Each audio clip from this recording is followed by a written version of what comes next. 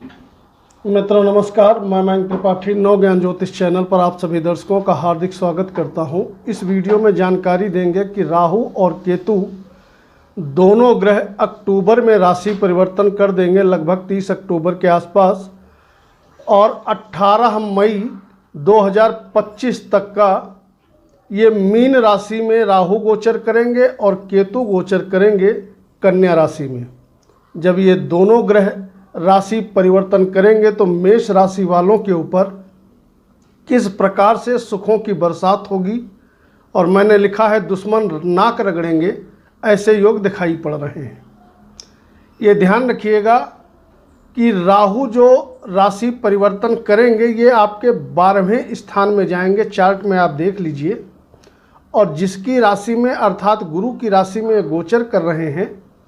यहाँ पर वैसे तो राहु बहुत अच्छा रिजल्ट नहीं देते हैं, क्योंकि गुरु को ये अपना पक्का शत्रु मानते हैं, और कोई भी ग्रह जब अपने दुश्मन के घर में जाता है, शत्रु के घर में जाता है, तो बहुत अच्छा रिजल्ट नहीं देता है। किंतु अगर आपके कुंडली में सिचुएशन देखें तो गुरु से इनकी तात्कालिक मित्रता बनी हुई है। गुरु दिग्बली अवस्था में केंद्र में बैठे हैं, लग्न में गुरु बृहस्पति को दिग्बल प्राप्त हो जाता है, स्थान बल प्राप्त हो जाता है, और साथ ही साथ दिशा बल प्राप्त हो गया है आपकी कुंडली में। स्थान बल इसलिए हो गया है क्योंकि ये मित्र की राशि में है। दिशा बल इसलिए प्राप्त हो गया है क्योंकि गुरु पूर्व दिशा में काफ़ी बलवान हो जाते हैं, और कुंडली का जो पहला भाव है वहाँ पर गुरु विराजमान है। राहु जब 12वें भाव में बैठेंगे तो विदेश जाने वालों के लिए तो बड़ा अच्छा शानदार योग बना देंगे। अगर आप विदेश जाना चाहते हो तो वहाँ पर निश्चित तौर पे स्थिति आपके पक्ष में रहेगी, अगर बाई बर्थ कुंडली में राहु नीच अवस्था में नहीं है तो। अगर आप ट्रैवल से जुड़ के कोई भी काम करते हैं, ट्रैवलिंग का कोई भी काम है आपका, इंपोर्ट एक्सपोर्ट का काम है, तो विशेष लाभप्रद स्थितियाँ बनते हुए आपको इस अवधि में मिलेंगी, यानी कि अक्टूबर 2023 से लगा करके मई 2025 तक काफ़ी बेनिफिशियल रिजल्ट आपको मिलने वाले हैं। राहु की दृष्टि आपके पड़ने वाली है चौथे भाव पे। यहाँ पर मकान, वाहन, भूमि, भवन ये सब कुछ देंगे। अगर आप प्रॉपर्टी से जुड़कर कोई काम कर रहे हैं तो उसमें भी आपको फ़ायदा मिलता हुआ दिखाई पड़ेगा। लेकिन ये ध्यान रखिएगा कि राहु की दृष्टि है चौथे भाव पे, और गुरुदेव बृहस्पति का केंद्रीय प्रभाव है चौथे भाव पे। तो गाड़ी, मकान, वाहन तो आपको जरूर मिलेगा, उसको कोई रोक नहीं सकता है। लेकिन कभी कभी हो सकता है मन में आप अशांति का अनुभव करो। अगर आपकी राहु की महादशा चल रही है तो अशांति मन में रहेगी, लेकिन मिलेगा आपको सब कुछ।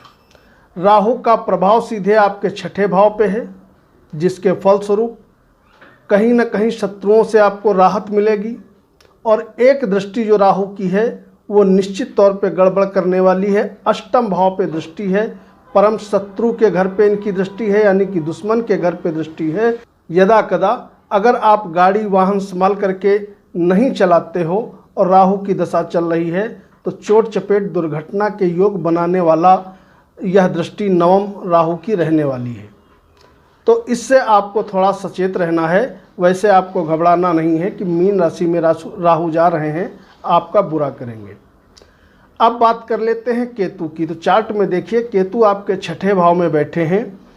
केतु आक्रामक ग्रह हैं, मंगल की तरह ही फल देते हैं। जहां बैठते हैं उस जगह को काट पीट देते हैं। दुश्मनों के घर में बैठे हैं। छठा भाव हमारे शत्रुओं का होता है, इसीलिए मैंने लिखा था कि शत्रु रगड़ेंगे नाक। और यहाँ पर बैठ करके दुश्मनों को केतु कुचल देंगे, यानी कि शत्रुओं से आपको छुटकारा दिलाएंगे। और साथ ही साथ कहीं ना कहीं अगर वाद विवाद में आप फंसे हो तो उसमें भी लाभदायक स्थिति होते हुए आपको दिखाई पड़ेगी। छठे भाव में बैठे हैं तो यह केतु कहीं ना कहीं ननिहाल पक्ष में भी दिक्कत उत्पन्न करेगा। वहाँ से कुछ न कुछ अशुभ समाचार की प्राप्ति आपको हो सकती है। केतु की दृष्टि जा रही है आपके दसम भाव पे, शनि के घर पे, जिसके फलस्वरूप कहीं नौकरी में आपके निश्चित तौर पे इजाफा होगा, यानी कि मन मुताबिक रिजल्ट आपको मिलेंगे, क्योंकि दशमेश आपके लाभ भाव में बैठे हुए हैं। लेकिन आक्रामक ग्रह हैं, तो आपको थोड़ी सावधानी बरतनी है, वो भी तब यदि केतु की महादशांतर दशा चल रही है। सावधानी इतनी बरतनी है कि अगर आपके बॉस हैं, उच्च अधिकारी हैं, तो उनसे आपको बना करके रखना है। इसके अलावा केतु का प्रभाव आपके 12वें भाव पे है, तो 12वें भाव पे जब इनका प्रभाव पड़ता है तो कहीं न कहीं आपके यात्राओं के योग बनेंगे। राहु का प्रभाव केतु पे रहता है, केतु का प्रभाव राहु पे रहता है, दोनों ग्रह वक्री चाल चलते हैं, तो आपको घबराना नहीं है। केतु भी बड़ा शानदार रिजल्ट आपको देने वाले हैं। केतु की अगर नवम दृष्टि की बात करें तो नवम दृष्टि जाती है आपके धन भाव पे, और यहाँ पर जब केतु की दृष्टि जाएगी तो वाणी विकार उत्पन्न कर देती है, यानी जातक न चाहते हुए भी कुछ ऐसी वाणी का प्रयोग कर देता है जिससे कि परिवार में मतभेद जैसी स्थिति उत्पन्न होने की शंका बनी रहती है। इस चीज़ से आपको बचना है। अगर वाणी का आप सदुपयोग करोगे तो निश्चित तौर पे आपको फ़ायदा होते हुए दिखाई पड़ेगा। आर्थिक लाभ जबरदस्त तरीके से आपके पास आने वाला है, क्योंकि राहु की जो नवम दृष्टि है, एक कमाल यह भी करने वाली है कि अष्टम भाव पे जब दृष्टि जाएगी तो अष्टम भाव से अकस्मात लाभ मिलने के योग हम देखते हैं।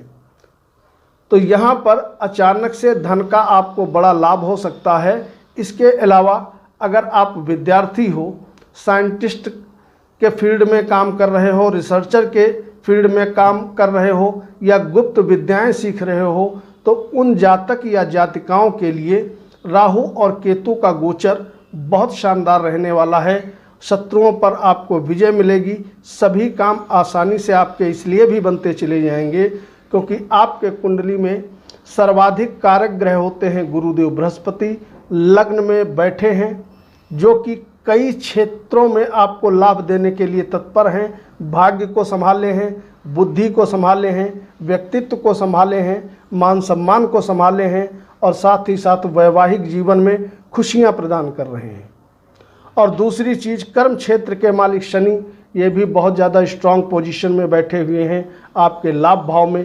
तो ट्रैवल से संबंधित कोई भी काम करते हो, शेयर सट्टे से संबंधित कोई काम करते हो, या आपका किसी भी प्रकार का इलेक्ट्रॉनिक का कोई काम है, लोहे का काम है, बिल्डर्स का काम है, कंस्ट्रक्शन लाइन से आप जुड़े हुए हो, सामाजिक कार्यकर्ता हो, मीडिया के लाइन से जुड़े हो, राजनेता हो, इस प्रकार का यदि किसी भी प्रकार का आपका कोई भी काम है तो यकीन मानिए कि राहु आपके लिए वरदान साबित होंगे। 18 महीने का यह जो समय रहेगा ज़बरदस्त तरीके से सभी मेष लग्न और मेष राशि वालों के लिए फ़ायदेमंद साबित होगा। बहुत से लोग ये सुनकर कन्फ्यूज हो जाते हैं कि मेष लग्न और मेष राशि में अंतर नहीं है क्या। तो मैं आपकी जानकारी के लिए बता दूं कि अगर आपकी उदाहरण के तौर पे मेष लग्न है, मिथुन राशि है, या मेष लग्न है, कर्क राशि है, तो आप ये देख लिया करिए कि मेष राशि का वीडियो देखिए और कर्क राशि का वीडियो देखिए। दोनों में यदि रिज़ल्ट अच्छा बताया गया है तो रिज़ल्ट 100% आपको पॉजिटिव मिलेगा। यदि एक में प्रेडिक्शन आपके लिए अच्छी की गई है और एक में ख़राब की गई है तो रिज़ल्ट 50-50 मिलेगा। दोनों में प्रेडिक्शन ख़राब की गई है तो समझ लीजिए बंटाधार है, यानी कि आने वाला समय बहुत ज़्यादा आपके लिए परेशानी लेकर के आने वाला है। अब उपाय की बात अंत में कर लेते हैं। तो राहु बैठे हैं आपके गुरु के घर में, गुरु और शनि के बीच में बैठे हैं।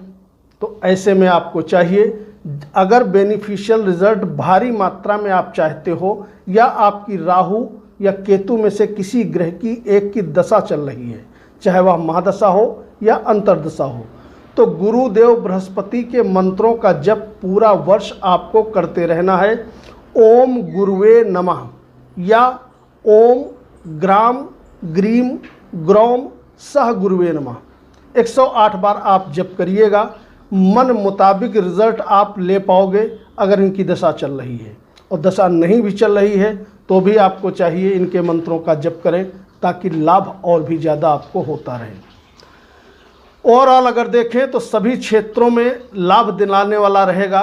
राहु केतु का गोचर, साथ ही साथ गुरु और शनि का गोचर अक्टूबर 23 से लगा करके मई 2025 तक बड़ा शानदार रिजल्ट आपको मिलेगा। कल मिलेंगे। वीडियो को लाइक करिएगा, सार्वजनिक प्रश्न है कमेंट करिएगा। नमस्कार।